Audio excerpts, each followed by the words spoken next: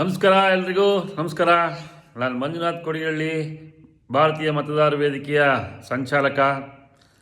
ಈಗಾಗಲೇ ಪಂಚಾಯತಿ ಎಲೆಕ್ಷನ್ಗೆ ಈಗಾಗಲೇ ಕುಕ್ಕರ್ಗಳನ್ನ ಸೀರೆಗಳನ್ನ ಹಂಚೋ ಒಂದು ಕಾರ್ಯಕ್ರಮ ನಮ್ಮ ಕೆಲ ಹಳ್ಳಿಗಳಲ್ಲಿ ಶುರುವಾಗಿದೆ.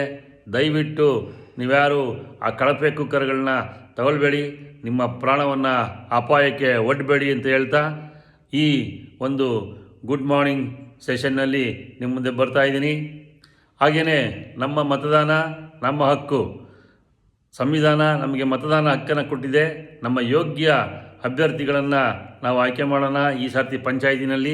ದಯವಿಟ್ಟು ಯಾರು ತಮ್ಮ ಓಟನ್ನು ಮಾರ್ಕೊಂಡ್ಬೇಡಿ. ಯಾರು ಕೊಂಡ್ಕೊಳ್ಳೋಕೆ ಬರ್ತಾರೆ ಅವರಿಗೆ ಚೀಮಾರಿ ಹಾಕಿ ಮನೆಯಿಂದ ಹೊರಗಡೆ ಕಳಿಸಿ ನಿಮ್ಮ ಯೋಗ್ಯವಾದಂಥ ಅಭ್ಯರ್ಥಿನ ಆಯ್ಕೆ ಮಾಡ್ಕೊಳ್ಳಿ.